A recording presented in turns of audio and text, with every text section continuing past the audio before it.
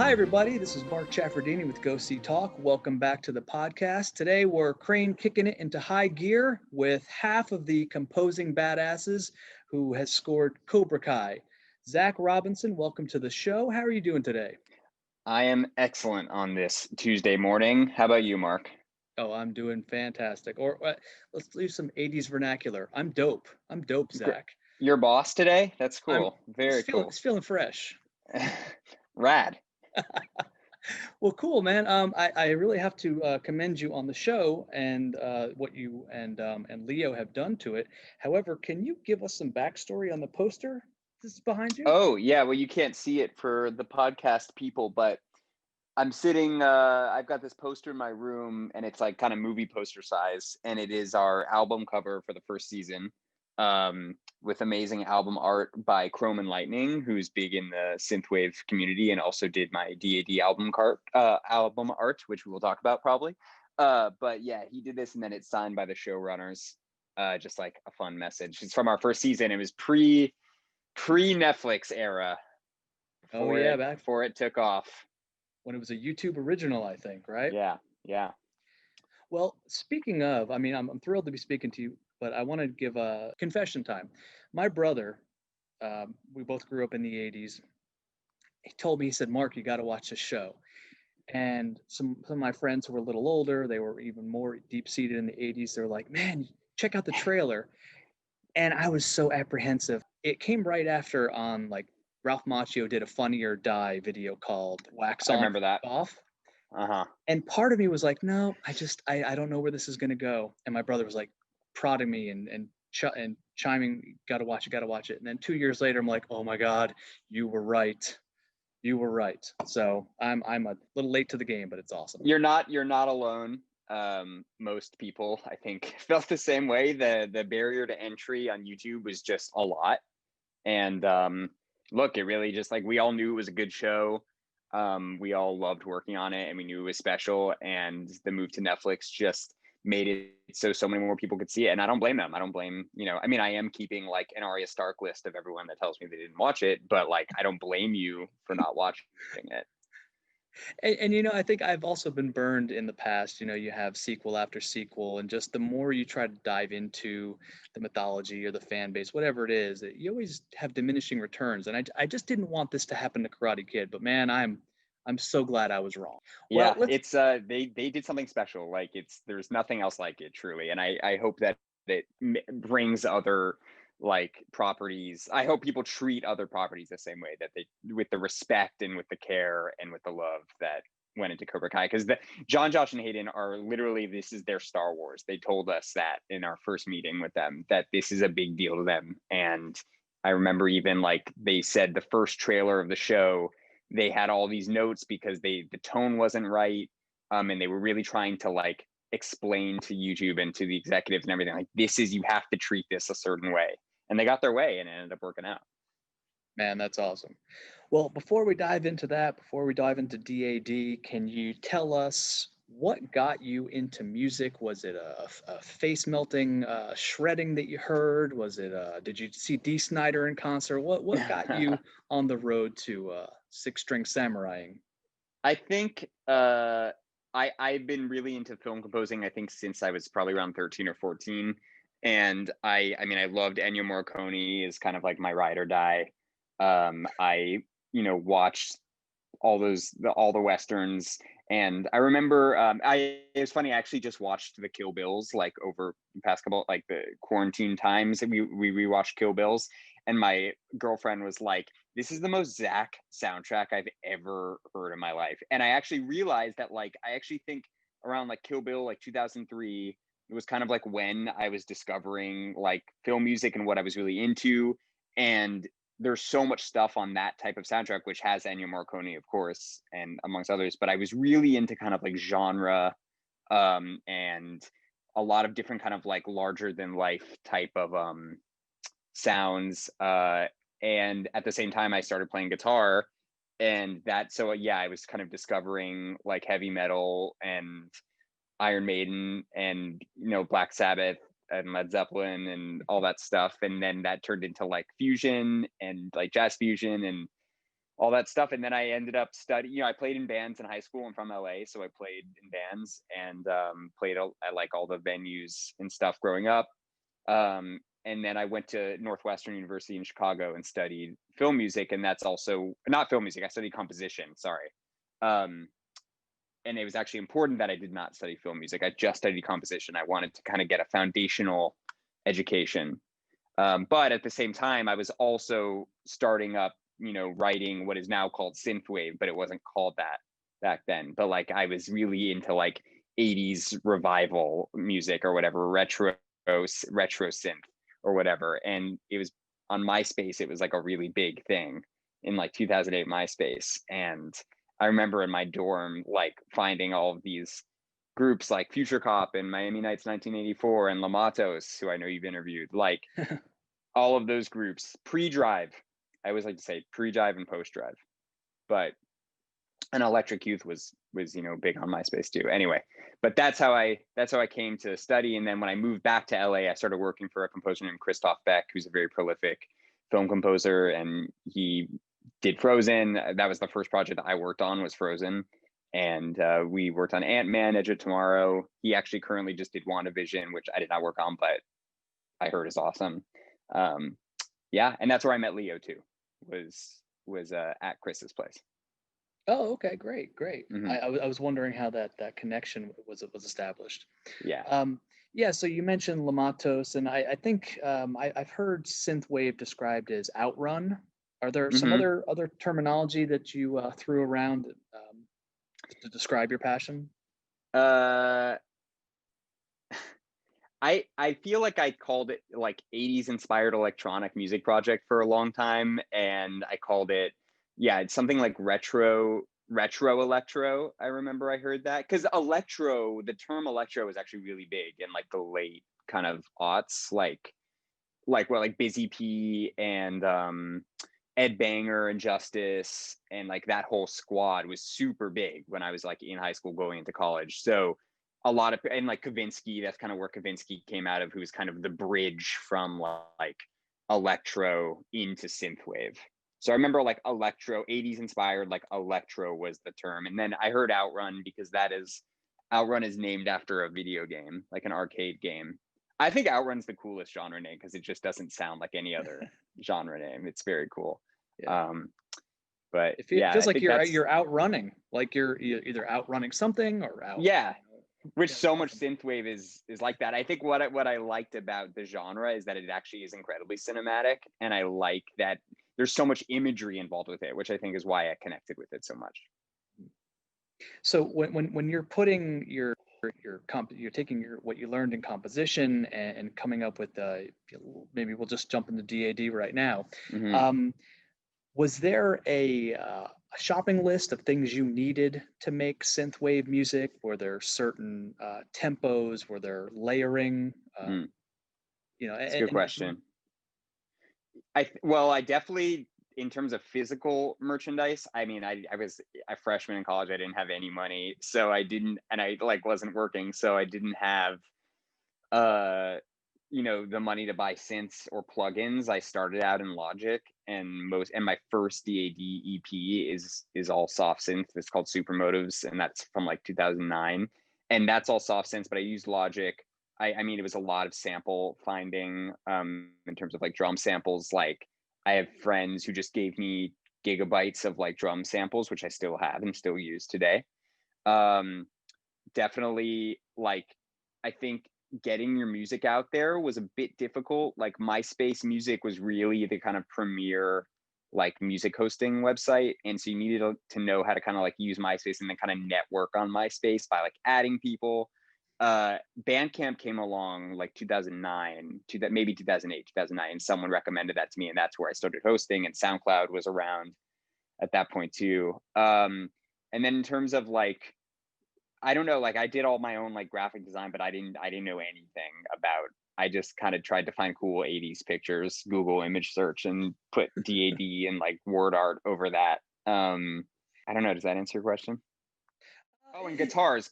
Like, I mean, I had all my guitars. That's like the one thing is that I also like that was my big kind of the difference between most of the synthwave I heard was that it was mostly all synths. I didn't hear a ton of guitars. So I remember incorporating a lot of that, and I would just record right into Logic. That was a big thing for me. I had a few pedals. I remember using this harmonizer pedal for a lot of stuff, a lot of like the harmonized guitar solos you hear on my first EP or that. So does it have to be electronically manipulated, be that style of music? Because like you said, you use a lot of guitars, but how do you fuse the things that become this genre of music? Sure. I think I think a lot of people in general get bogged down with production, and a lot of people get bogged down with like, oh, I need this VST, or I need this plugin, I need this piece of hardware in order to make something. And what I think creates the best, let's say in this sense, synthwave is not the production, but is the vibe, and I think it is very easy to tell when someone kind of gets it, quote unquote, gets it, and like gets the vibe. And I mean, I can listen to a track for 5 seconds and just say like, okay, this person knows where it's at.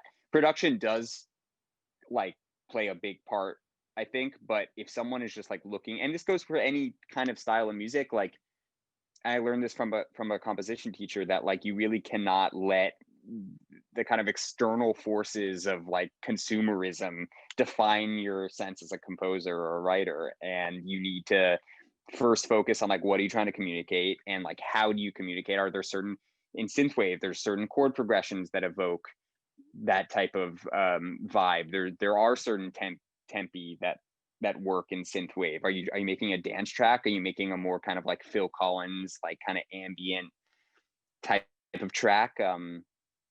Ambient in the sense of like In the Air Tonight or whatever.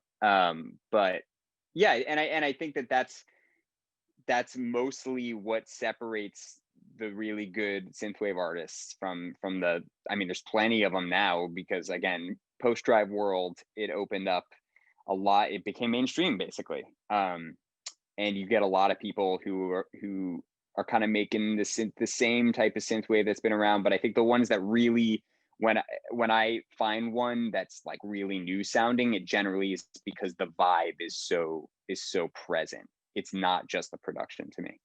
Sure. And when you mentioned Bandcamp, I found a number of artists, and I'm not going to claim that I can tell whether they're pre or post drive, but a couple that I just tend to gravitate towards are Mm-hmm. Tommy 86, Arcade Summer. Mm-hmm. There's another band called Splash. I think they're out of Israel, just Cool. something like that. And I think if it hits you, it hits you. And whether they know what they're doing or whether you know what good music is, I mean, it's all about the feeling. So that's why I love talking to composers. And what I loved about the synth wave that was happening when I was kind of working on it was I really liked how it wasn't as dark. There's a lot of like dark wave now, I guess, right? It's kind of evolved, like part of the synth wave has kind of evolved. There's like a sect of kind of like popular, like dark industrial quasi goth. Like you've got like Perturbator and like Carpenter Brute, and like they're amazing. I love them. But I did like the kind of nostalgic for an era that didn't quite exist vibe that you get from Miami Nights, other ones, like Dynatron, a Future Cop I mentioned. NPM Music is like one of my all-time favorites, who I don't think hasn't made music basically in 10 years. Like it was, and Mitch Murder, of course, but like they all not only had amazing just music that was kind of like a little wistful, I guess that might be the right word, but they always accompanied it with like videos. And there's this blogger named Uncle T-Nuck who I don't know if you know who Uncle T-Nuck is, but like he would just like take these songs and just take videos from like kind of teen high school movies from the 80s and put them, and he did one for Lamatos, for How Do I Let You Know by Lamatos, which really stuck with me. Like I love that song, I love the video, and that was what I really actually connected to. There's this kind of nostalgic element that I really connect with that more than the dark industrial stuff, but I do love that too. I just think that for me, when I remember kind of like working on that, that's the stuff I really, really love. Gotcha. Well, how long did it take to put the your 2013 album together? Supermotives was the first one. Supermotives. That was Okay. an EP, yeah. And then the Construct was 2013. And that took me 4 years probably. Like, I mean, I wasn't focusing on it because I was in school and doing other stuff. But when I got out of school is when I finished it, and it was just a kind of a culmination of years of stuff that I've been working on. I'm still pretty proud of it. I mean, it just got released on vinyl, like I saw that. over like in May. Yeah, no, not in May, like later than that. But yeah, I mean, that's a huge. That's cool. Like, I mean, the fact that people are still interested in it is very cool. I never thought it would be on vinyl. It's on vinyl, cassette, and CD. So I don't know what else, you can do with it. But yeah, it took about 4 years. Okay. Which tracks were you the proudest to make, and what ones were the toughest to sort of get over that hurdle? I think proudest was Sky High, I think is my favorite, which again, actually kind of that's the most like kind of wistful and nostalgic to me.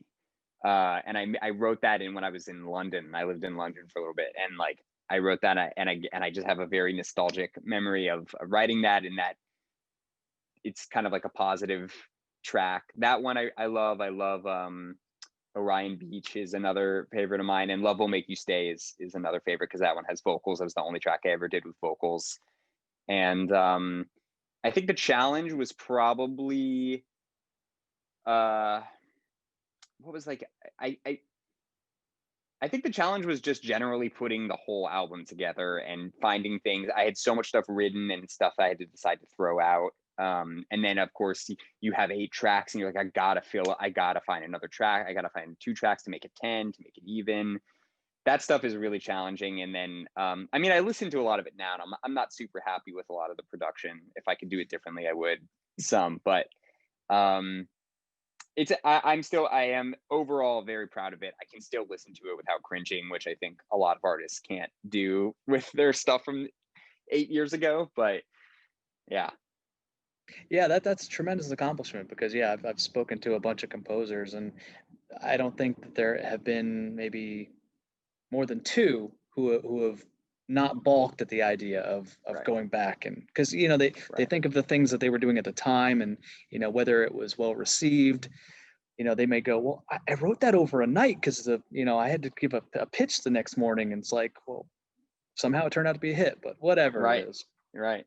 You're never planning on it if it's going to be a hit. It just happens. And like I don't even know what metric is, how you measure a hit if it's not album sales. It definitely was not album sales for DAD, but I think it did, it was a hit personally for me because I think it kind of paved the way for me kind of finding my voice and ultimately leading to Cobra Kai or whatever. But and it's cool to see. I feel honored that people reference it about Synthwave, and people like say, Synthwave pioneer or whatever. I think that's cool. Like, I mean, I like that that I've been doing it for a while. I think it's cool. And when you said going back to what you said about finding your voice, can we go back to a young Zach? Can you tell Yeah. us the first album you bought, and maybe the first album you got from maybe an uncle or a brother who realized, Okay. maybe I shouldn't be listening to this, but it's awesome? Well, Blink-182, Enema of the State, probably. That's I got it on Christmas, and I think a friend got it for me. And I mean, what adolescent boy looks at that album cover and is like, what's going on? What's going on with my brain? So yeah, Enema of the State. What are like other? I don't remember quite I think that it was definitely my first CD that someone ever gifted to me for sure. And then in terms of like what I ended up buying, it was kind of the iTunes era. It was kind of like the Morpheus Kazaa era. So Okay. I feel like I remember the first song I ever downloaded on Morpheus. I just brought this up to someone. It was Crawling in the Dark by Hoobastank.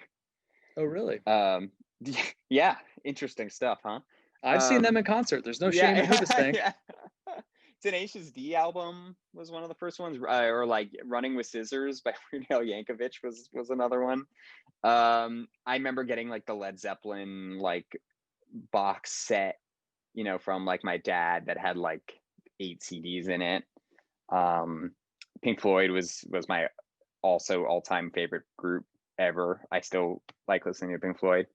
Yeah, I will say I do have very nostalgic memories of going to the Tower Records, RIP, near my house on Friday nights. It was at the Galleria, the Sherman Oaks Galleria, which is also a very 80s heavy. It is a very like 80s location. The Sherman Oaks Galleria is where they shot Valley Girl. It's where they shot Fast Times at Ridgemont High. So definitely got that in my blood. The San Fernando Valley is in my blood. Well, yeah, I remember my cousin, who was quite a bit older than me, he was in rock bands. He gave me Motley Crue's Theater of Pain, which I listened to in probably 5th grade. And then I bought Metallica Black on cassette. Sure. And that's cool. And I hid both of them. There was just something like, I don't think my parents are going to be cool with this. I feel like Metallica is better than Motley Crue in terms of the parents being upset department. I feel like Motley Crue, Metallica doesn't like explicitly, I feel like, sing about like inappropriate shit. Whereas Motley Crue, I feel like is inappropriate. Like a parent would like be like, oh, but maybe I'm wrong.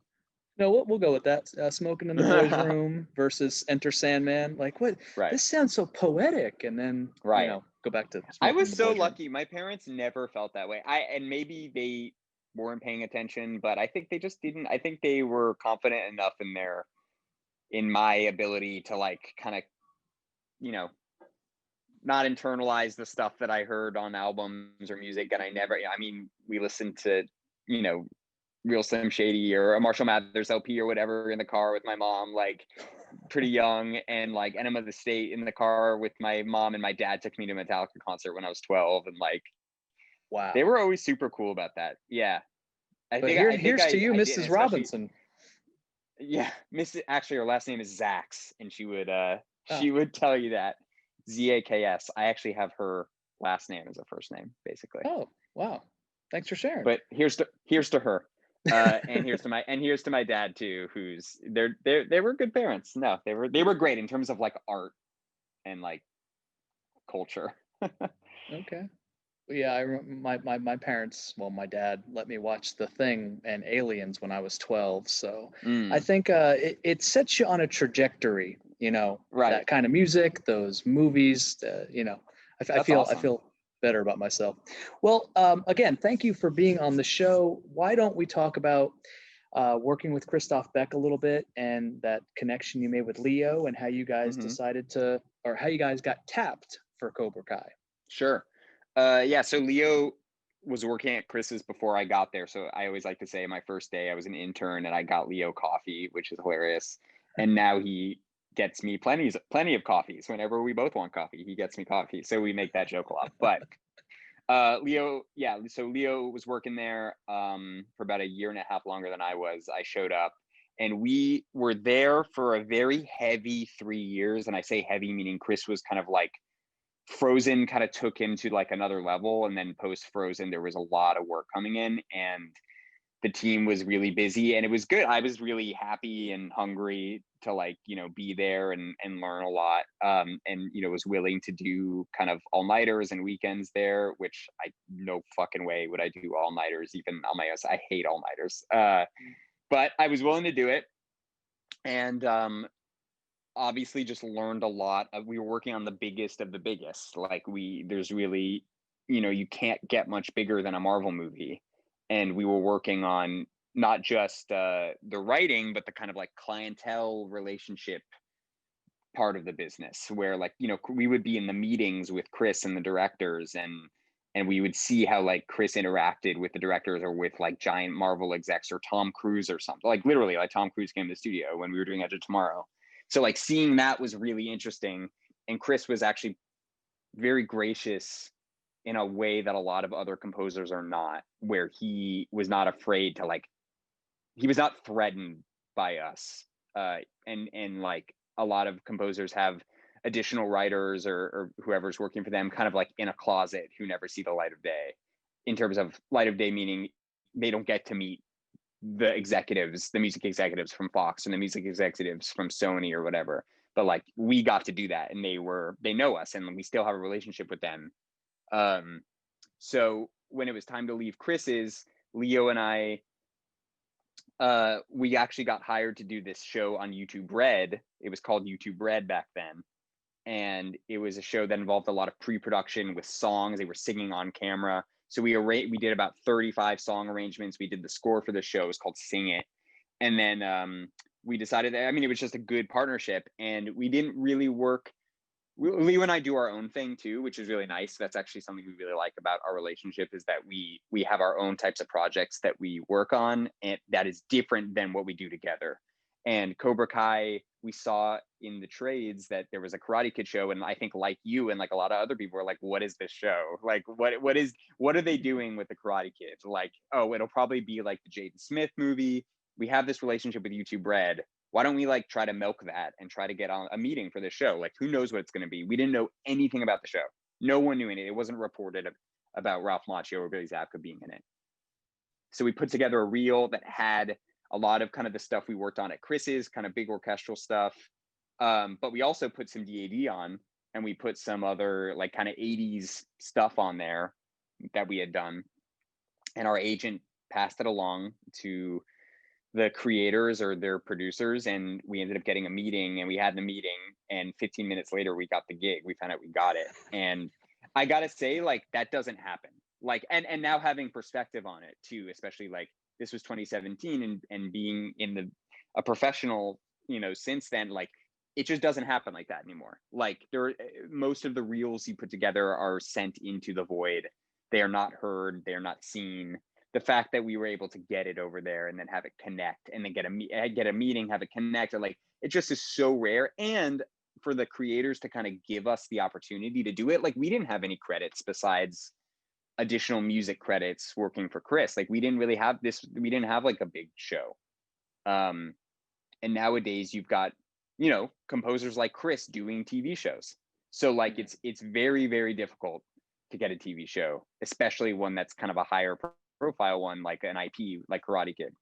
So kind of a long-winded story, but that's how we got it. And it's still, I like count my blessings, because it's just crazy that we got it. I still think it's crazy. And like you said, within 15 minutes. So what was the turnaround? And did you had discussions with John and Hayden?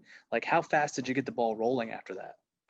They hadn't started shooting yet, which also is rare. I think it's becoming more common to hire composers before shooting now, but it usually is kind of like while they're shooting or right afterwards. And that's kind of late. I think all composers should be hired before, but we got hired, and then they immediately went to Atlanta to start shooting, and then we kind of started getting cuts like a month later, maybe. And the tone, we had to kind of find out what the tone was, but part of our pitch in the meeting was that we wanted to, you know, play Johnny. We wanted, the script was so funny. That first episode of Cobra Kai is so good. And like, we needed to play the humor of Johnny, and our first kind of pitch score wise to them was the scene when Johnny is beating up the kids in the parking lot of the mini mart, like where he meets Miguel basically, or when he saves Miguel. And that was kind of like, we want the music there to be what Johnny hears in his head. Like, it needs to be kind of over the top. It needs to be, it's kind of inspired by, like, you know, a video game version of like him playing, like, this is him being badass. And we needed, and that was our big pitch to them. And we were really nervous about, like, is this the tone that they want?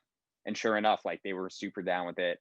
And we had a few other back and forths in terms of like deciding what else the tone was going to be. Ace Degenerate, which is the very first piece of music you hear when Johnny wakes up, that took a few versions to get to there, of like, what is this vibe that we're trying to accomplish? And then of course we have all the Daniel music, which is like Miyagi inspired, Bill Conti inspired orchestra stuff. So there's a lot of music in the show. There's a lot of perspectives to hit. There's a lot of tones, but I think we ultimately ended up in a place where we're very happy with the tone that it sets for the show. Mm-hmm. Well, you know, you bring up Bill Conti because he was the composer of the first three movies. Mm-hmm. What was interesting is that you don't dip too deep into that well, kind of like Daniel Pemberton did not do the same thing for The Dark Crystal. And so it let your music speak on its own. And I think the thing that I want to say about this is there's incredible reverence for the show that you're casting on the film, because you have tracks like 50th Anniversary, and then you have this great balance between tracks like Slither that are kind of more hard edge, but then you go to Miyagi-Do, and for every Venomous you have a bonsai lesson. So it's I like the flow of the show, and I like what you did with that. I first of all thank you, and I'm glad you recognize that, and I appreciate that you recognize that, because it was, I think that the biggest thing that we are proud of is that we were able to kind of take all those different styles and put them under one roof. And it was the only way to do it. I think we've seen a few criticisms of it, actually. And recently we found this like guy on like a thread, someone sent it to us, of him like trashing the Cobra Kai score. And I was like, that's how you truly made it. When someone, random internet man, is trashing your score. Like, honestly, I was like, give me more, feed me. But one of the criticisms that I hear sometimes is that it's all over the place. And my answer to that is, I don't understand how else you would score it. Like, the show has tons of characters who come from different backgrounds and have different sides of the story to tell. The whole point of the show is hearing different sides of the story, right? Like, the best part of the show is hearing a perspective that you didn't expect to hear, or sympathizing with someone you didn't expect to sympathize with. And that's kind of like season 3. Like, I mean, we're feeling for Kreese now a little bit, aren't we? Like, he's a fucked up veteran that kind of was, put through a really rough situation. But, we couldn't score Daniel with something like Slither. That doesn't represent him. But one thing that I think 3 seasons in now, is what we have a lot of fun with is kind of interplaying the different genres with the different themes. We have a highly thematic score. Like, a lot of characters have themes. A lot of like kind of special like scenarios have themes, like action themes or like nostalgic themes. And our favorite thing to do is to kind of like play maybe like a Cobra Kai dojo theme on like orchestra, whereas you normally hear it in like a rock ensemble. And that's kind of what we started doing in the last episode of season 1 in the tournament. And I think we're going to be doing a lot more of that. Can I say a spoiler? Is this like a spoiler podcast? Yeah, go right ahead. At the end of season 3, they it's not. I mean, if you watched it, season 3, that that it ends with them joining forces. So, season 4, I haven't read any of the scripts. I don't know what's going to happen, but I know that they are going to be working together. So like what's the kind of fun we can have with our like palette mixing? There was another part. Oh, I was going to say that it's funny. Did you interview Daniel Pemberton on this show before? I did. I actually spoke to him last Monday. Oh, really? So yeah. I love that guy. And we met him in Spain in 2019. We did a live performance of Cobra Kai at this film music festival. I mean, if you've watched it, season 3, that it's going to, that it ends with them joining forces. So, season 4, I haven't read any of the scripts. I don't know what's going to happen, but I know that they are going to be working together. So like what's the kind of fun we can have with our like palette mixing? There was another part. Oh, I was going to say that it's funny. Did you interview Daniel Pemberton on this show before? I did. I actually spoke to him last Monday. Oh, really? So yeah. I love that guy. And we met him in Spain in 2019. We did a live performance of Cobra Kai at this film music festival. Oh, cool. And Leo and I were such fanboys of Spider-Man and, a lot of his other scores. And we got really friendly with him, and he's just such an awesome dude and an amazing composer. And I just like love gushing about him, because like he's such an inspiration for sure. And he texted me about Cobra Kai, and I was like, thank you for watching. Thank you. Yeah, anyway, I just had to say that. He's such a good composer. He's so good. Talk about someone who's just like so good at tone, like, and does something unique kind of every score. It's awesome. Oh yeah, I mean, to go from King Arthur, Legend of the Sword, to Spider-Verse, to the USS Callister, to Trial of the Chicago 7. I mean, yeah. I mean, well, I just had an hour with him on last Monday. That's so amazing. Take a listen to that podcast. I will listen. Yeah. But when you said spoilers, I thought you were going to say the Season team up 4? at the end, which is, I don't know if you can see what color this is. You know, think of the end of episode 10. Yes. Crease's new friend, who is yes. this color. There's a certain color of the Chrome, right? Mr. Chrome. Yeah. Destro, I think. Yeah, I actually, by the way, we don't know who he was talking to on the phone. I don't know who he was talking to on the phone. I haven't read anything in season. I don't know what's happening in season 4. Okay. I don't know yet. I like to watch. They're shooting it soon, but I like to watch it as a viewer. I Leo and I like to go in cold and just kind of watch it. Well, let me ask you a question. You mentioned all the characters have different themes, and what I noticed about listening to it, I bought the season 1, the long box. Oh, the long CD. box, cool. Thank you. And I've been listening to that, and a lot of the tracks, are between 1 and 2 minutes. So, is there maybe a sweet spot that you have to get a really impactful song in, say, 50 seconds or a minute 20, and it plays well in this short form narrative? Versus working Christophe Beck's world, where you can have a suite that's maybe 12 minutes. Yeah, Cobra Kai season 1 is interesting because I think we didn't truly discover the sound until halfway through the season, and it's kind of, there's not a lot of giant moments in season 1. The biggest thing was the end of season 1 is the tournament, and that's kind of where a lot of our meat and potatoes, like hearty score cues. We have like a 4-minute kind of the All Valley tournament. That cue is like a 4-minute one. But a lot of the scenes, were shorter, and I think our most impactful of that would be Quiver, which is about like a little over a minute. But that's when Hawk flips the script, and that's turned into basically our Cobra Kai as a dojo theme, and it's one of our biggest tracks. People love it. It's like our most popular track on streaming services, and it's become really kind of an anthem in the show. And I think what happened post season 1 was that the scope just got so big for the series, and the writers and the creators who were thinking in just a much bigger scope, in terms of like, there's a lot more fights, there's a lot more kind of like stakes, there's a lot more room for kind of cinematic composing. We recorded orchestra for every episode now, which we did not do season 1. We only did that for the finale in season 1. But we record orchestra every episode now, so we have that at our disposal.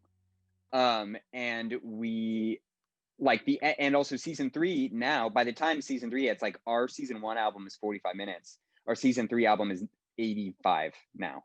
And wow. We have a 10-minute track on the album now. So now we're and now also, by the way, as of today is Tuesday the 19th, you got your long box from La La Land Records, but La La Land Records just released today seasons 2 and 3 deluxe CDs. So if you're interested in getting the CDs for season 2 and season 3, you can get them now.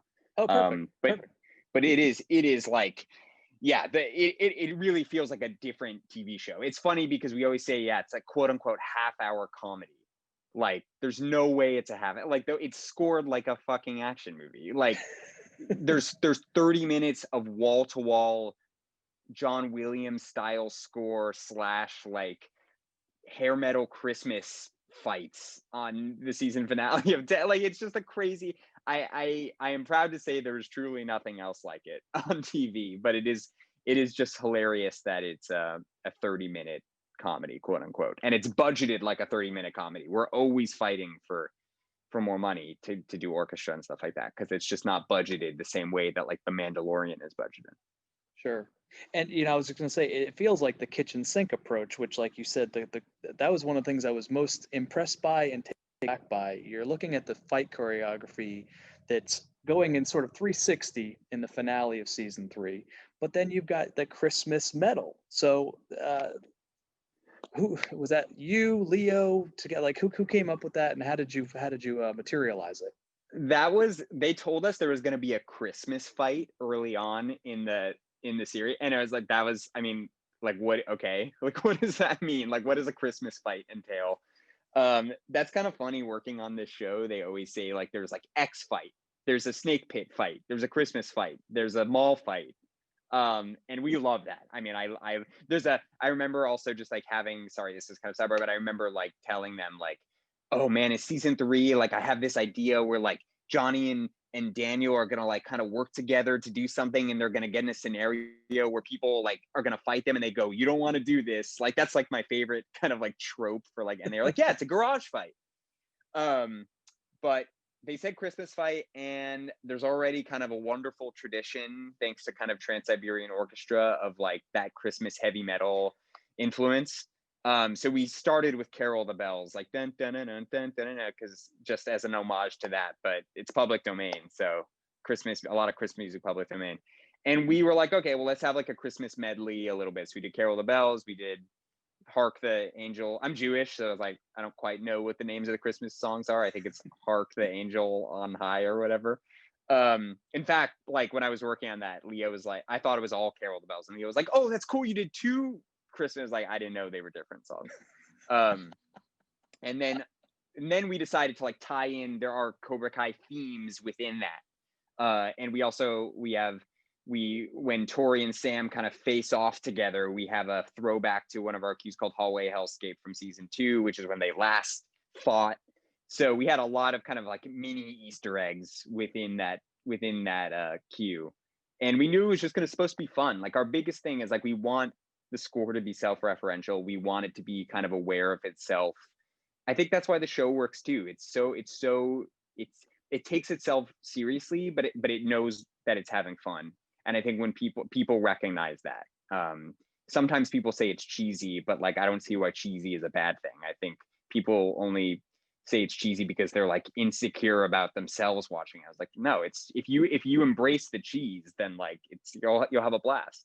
Oh, sure. Because I mean, everything's based on Johnny, resurrecting the dojo and having this broken relationship with his son and Allie, and over time it becomes a soap opera. And I was watching it, I was going, because my wife watches soap operas and I laugh at her, but I go, this is the exact same thing. They found a way to interweave everybody to the point where you wouldn't be surprised if a character was named David. David gets in a coma. Well, we brought his twin brother, Navid. It's like David. They found just ways to make it all work. And I know. And they even made reference to, I think they mentioned the term soap opera in the show, which I just thought was great. It's great. Right. And because they're so I love when they, there's a line in the season 1 where they say like, oh, if you don't know, the San Fernando Valley with karate is like Texas with football. Like there's like this kind of little bit of like world building where it's like you are in a world. And in season 3, when they're at the like council meeting, the city council meeting, trying to get the tournament back on, and the like council member goes like, what is everyone's obsession with karate in this city? Like, and my girlfriend loves when like Amanda, Daniel's wife on the show, like when she says like, no more karate, like it cracks her up, because it's just like, why is karate? And there's no guns in the whole show, which I love. And it's just like, yeah, it knows what it is, and I think it goes 100% into the bit, 100%, and they treat it. They love the source material so much, they love it, and I love that they've been able to like milk all the different movies, and they brought back Kumiko and chosen all these characters, and who I'm excited to see, will they ever bring back Hilary Swank? That's kind of like the one that I'm like, they've never had Daniel and Hilary Swank have never had an interaction before. Like, what are the really fun things that they can do? And I think they make it, that kind of MCU level universe where like it's just like all these things and all these characters and their backstories and is everyone connected? Maybe not, but it's awesome. And it keeps you interested because, we still don't know who Tori's mom is, but she's in a bedroom that you can't see. Yeah. Was that on purpose? Right. We don't know anything. Yeah. Yeah. I think my favorite part of the show is, maybe I might be digging too deep into it, but in season 3 where they're having the All Valley, they're trying to bring I think Daniel's petitioning to bring back All Valley, and he says something, well, I was bullied as a kid, and somebody in the back goes, I heard you were the bully. And I'm thinking, is that the Patton Oswalt connection? Yes, yeah. I know. And that's actually Josh Heald, who's one of the creators of the show. Okay. That's him yelling. Okay. Yeah. It does it's all, it's all this like, it's all like a feedback loop. Like they are very aware of the world, the outside world in which Cobra Kai exists. But that's what makes it so special. And we, with the music, we also, we try to do that too. We're always kind of referencing, whether it's a certain type of score, a certain genre. Season 3 had a lot of kind of like sports movie genre vibes to it. I always like to say it's that cliche where like in the scene, well, Daniel and Sam walk into the All Valley Arena and the lights are off and he turns on the lights and it goes like boom, boom, boom, boom. And like you've got that like very sweeping kind of Alan Silvestri like style diatonic score, and it just feels like really kind of like Mighty Ducks core. Like that's what we're all about, is like we don't live in a vacuum. Like we are very aware, and we love when people recognize that stuff too. Like people hitting us up on Twitter like, hey, did some of the Okinawa music, was that inspired by Princess Mononoke? It's like, yeah, definitely. Like we are consumers of content and enjoyers of music and culture and film, and we really love that stuff. Well, so Johnny's a time capsule. I mean, I think nothing was more evidence than the part where he brings the laptop back and says it's out of juice. He's like, you had to plug it in. He goes, I thought you said it was wireless. Yeah, so, yeah. So of between you and Leo, who do you gravitate towards more? Who do you have a fondness for? Who do you see yourself in characters? That's really funny that you asked that. We recently kind of discovered that I think in another interview we kind of had pinpointed down that Leo is actually way more Cobra Kai and I am more Miyagi-Do, in the sense that Leo is kind of a brash guy, and he really like wants you to know how he feels, and I'm more of like a people pleaser, and I kind of like to internalize things a little bit more. But it's funny because like I come from a guitar background, and a lot of the guitars are either me or arranged by me and played by amazing players. And Leo comes from like a jazz orchestra background. And he sometimes starts off with some of the big sweeping Daniel moments. So it is kind of funny that and then we ended up kind of handing them off to each other, and some of the best stuff, like with guitars and rhythm section, Leo has put together, and same with orchestra with me. So it kind of changes, but I think in terms of the dojo alignment, that's the way it is. I think, yeah. Okay. Do you have a favorite character that you're most most interested to see how they kind of manifest or progress? I love Miguel. I love Miguel. I've always loved Miguel. I think Sholo is an amazing actor. I think he's going to be a superstar. Like, I think he's just waiting to get hired to be a superhero in a movie. I mean, he's already ripped. Like, what else do you need? Sure. And I really love, I think the show is at its best when Johnny and Miguel are together. And I think and season 1 had a lot of that, and season 3 has a lot of it too.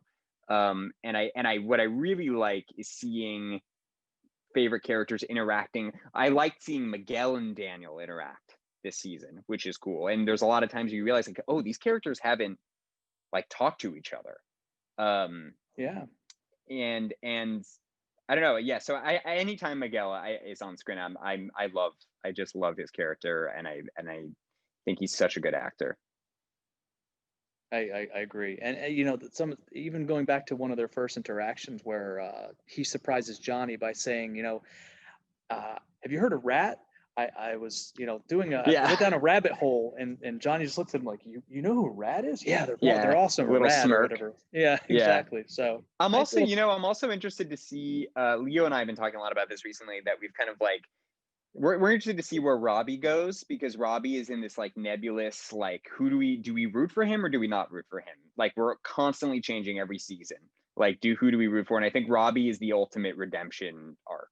Like, will he redeem himself? Like, where he's the one over seasons of seasons, like, what is his journey like? He's kind of the lost soul throughout the whole thing. It's not quite Miguel, it's Robbie. So sure. That'll be interesting to see. So you can't say anything about season 4. You didn't read anything yet. What are you looking forward to musically to maybe contribute, or do you have to wait until you see the dailies and things put together visually? I think, well, as I had mentioned briefly before, like hinted at, that I think we're going to be doing a lot of this kind of like palette mixing this season. I think we're going to have some fun playing like Miyagi-Do material on, you know, make it sound like hair metal or something, like something that's going to play the kind of friction between the two of them as they work together for the first time. And, you know, I think like there's going to be some new characters, maybe a new character that was hinted at earlier in this conversation. You know, what are we going to do for him? I'm not quite sure yet. He kind of has a sound. Terry Silver kind of has a sound, like in the Karate Kid 3, there's the like Vivaldi stuff that kind of plays. It's this like kind of mega evil, kind of almost like this like corporate thing with him. And so, you know, I don't know what we'll do necessarily with that if he comes back. Yeah, I think the thing that we get nervous about is like, how the fuck do we top the finale of 3? That was just like the biggest. I you know, I don't quite know how we're gonna go bigger, but maybe we don't go bigger this season. Like, I don't know. It's gonna, that we're gonna have to wait to see what the outline is. But you know, they always deliver. The showrunners always deliver. So like, if they want to go really big, we will go as big as we can. And you and Leo work really well together, and then we're excited to hear what that next hump is going to be. But maybe more to, you know, you guys sort of ebb and flow. How do you like to work, or how do you work? Does one of you write, the other you play? Do you know because you know different instruments? How does that speak to your strengths? We definitely work very well together, and it's very collaborative because we came up under the same systems that Chris has placed. So we have the same rigs, we have the same templates, we have the same naming mechanisms, we have the same like queue databases, like, you know, Google Docs, all that stuff. We just kind of that is half the battle. It's just the logistics is just we're under the same umbrella there. And in terms of collaborating, a lot of times we exit a spotting session where you decide where the music is going. You watch it down, you decide where the music's going to go. We exit and we say, maybe I'll say, I've got an idea for this one fight. Let me take a stab at that fight. And, you know, maybe Leo will say, I have some ideas for this kind of arc. So I want to take material that I had worked on last season and start with that. And then what we do is we do a lot of like sending iPhone videos to each other, which I think we're going to have to stop doing now that there's a little more scrutiny on this show. But we're sending iPhone videos of just like, what do you think of this? Like, do you think that this should hit this? We have separate studios. So, and especially during COVID, we're working on our own, but, and we have yet to score Cobra Kai in COVID. So that will be interesting. We finished season 3 about a month before lockdowns. Wow. So that'll be interesting. But again, we have the same type of file sharing situation. And yeah, sometimes I'll just say, hey, I worked on this guitar oriented cue, but I'd like you to do a string arrangement that I think you just crush more than me. Or, you know, he plays the iwi, the electronic wind instrument, which is kind of like a MIDI saxophone, like maybe get some iwi on this. And he'll do the same with guitars or bass, or I program drums pretty well. So like maybe he needs some drum programming. Yeah, and then we have an amazing team that just helps us out. Like we have amazing assistants who prep all the material. They send it to our awesome orchestrator, Vincent Apito, who puts it on paper. We have musicians that play all these tracks live. We have orchestras. We have conductors. We have contractors. It's a big team. We're super grateful that we have mixers and you know, music mixers and engineers that are just it's an incredible team. So we're very fortunate. Well, we're fortunate to get the music that you've bestowed upon us. Can you think of an episode or maybe some of the discussions you've had with Justin and Hayden to where maybe you feel like you're having too much music? Is it starting to overplay its you know, pace itself? That's a good question. Leo and I are very pro not a lot of music. In fact, I think just philosophically, the more music you put in a show or a movie, the more you're kind of covering up for something else. Music is kind of used, you'll see in a lot of, you can kind of always tell if a show is like not great or not confident in itself if there's a lot of music in it. Because the music is kind of, that's something that your listeners can, like, as you watch stuff, just pay attention to how much music there is. If you find that there's a lot of music, it's generally because they're covering up for writing or acting or directing. And sometimes music is the last part of the process, and it's used as a way to to potentially fix problem areas or set a tone that the writing couldn't really set a tone.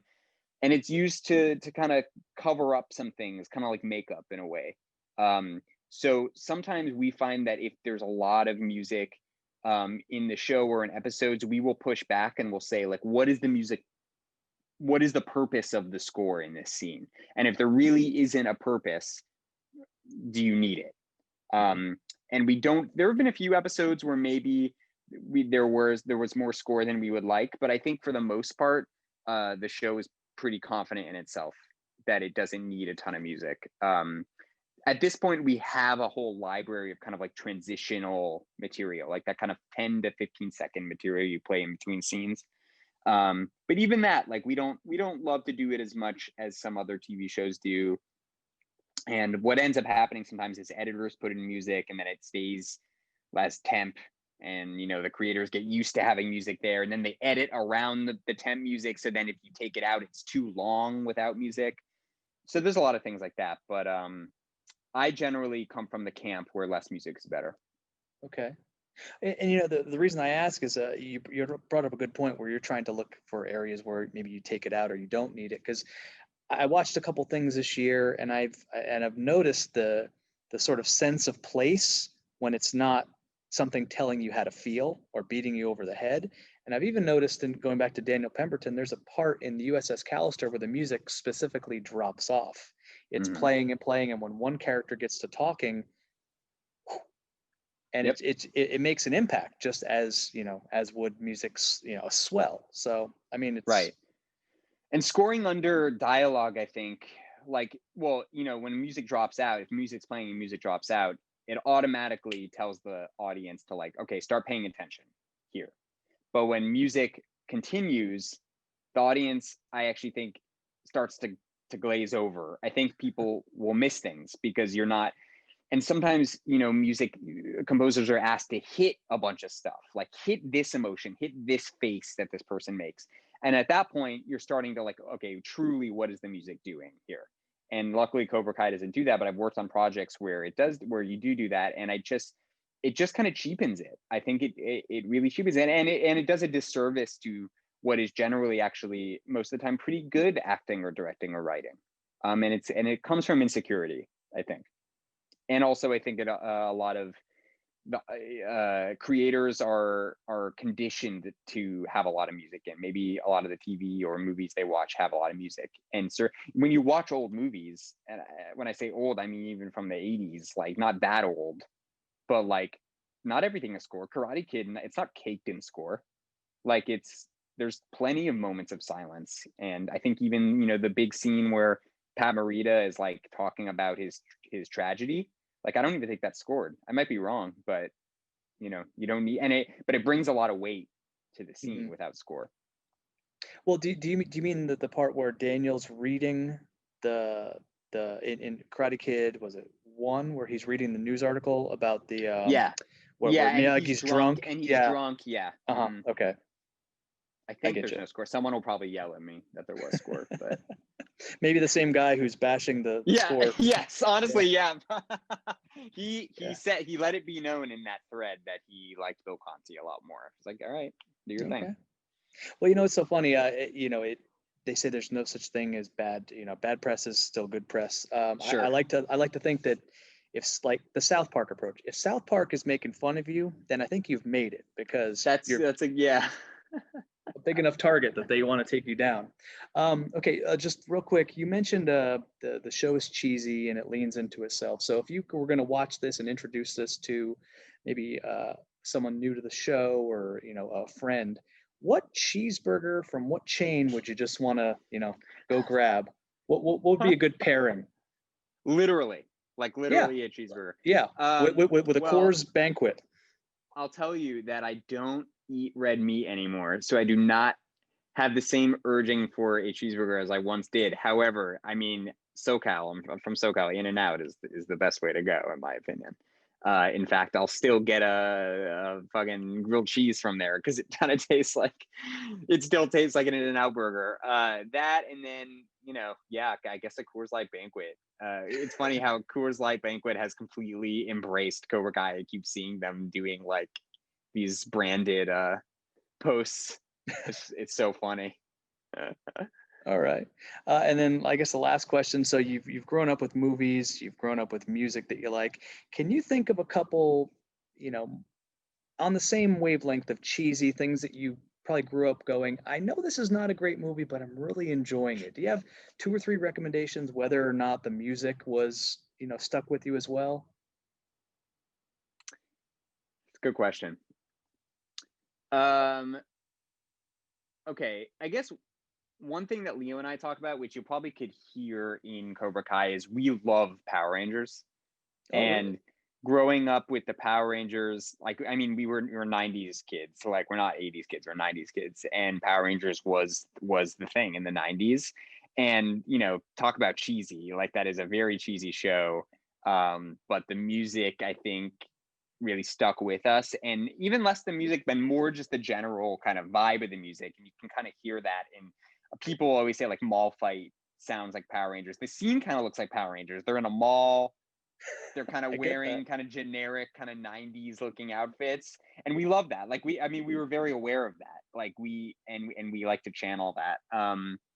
So definitely Power Rangers. I think we love anything that kind of, I love like Jackie Chan movies.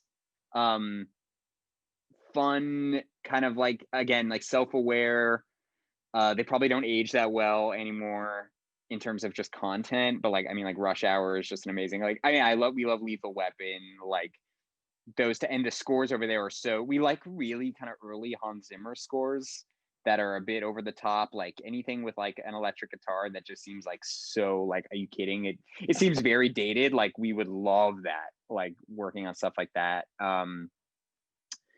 Some of the Michael Mann movies, and like Heat, I don't know, like those types of things. Tangerine Dream, like Risky Business, obviously Top Gun, over the top. Like I want to score stuff like that. I like when scores are very earnest, like, and I think earnest gets co-opted by cheesiness, and I think people think they're one and the same, but they're not, and they actually are not mutually exclusive at all. Like you can be earnest and you can be cheesy, and in fact, like that's part of I think the appeal to Cobra Kai and to our music, to our score, is that we fully lean in. It comes from a place of love and not from making fun of.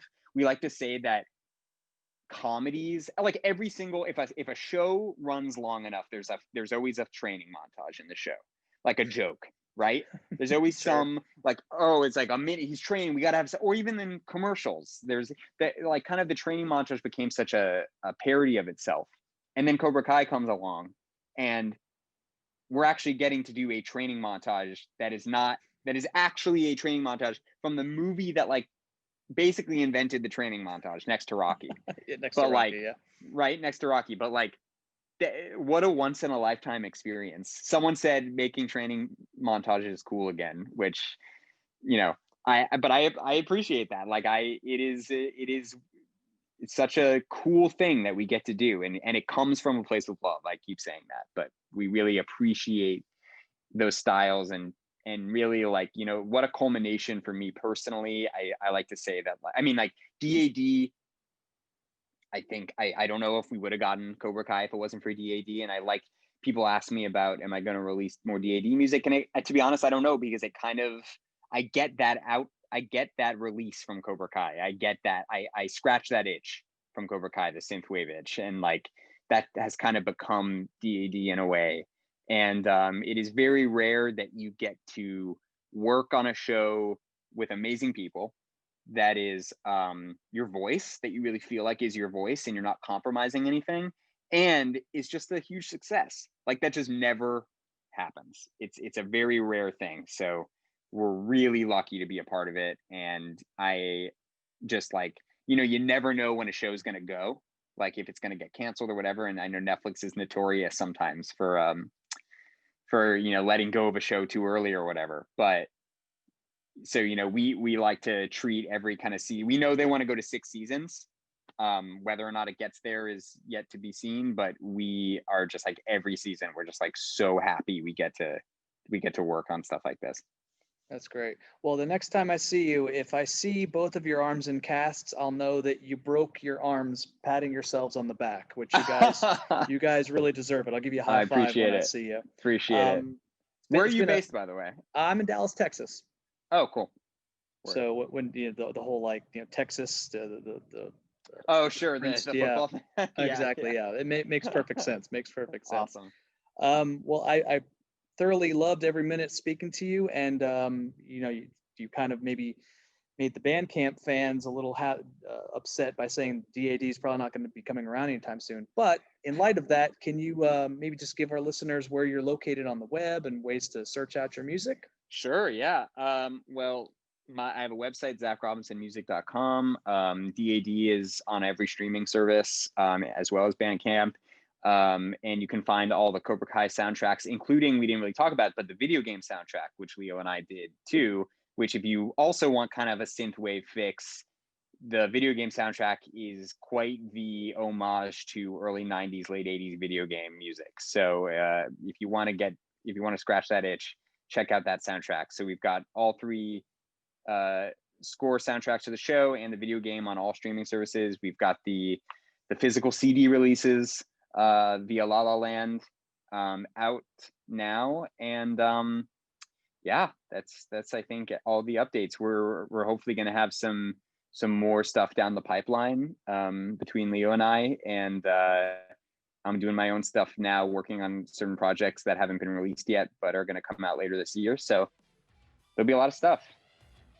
Well, cool. We hope that we can share when that becomes public knowledge. We hope we can share that with the fans. But until then, keep crane kicking, because anything above the waist is legal.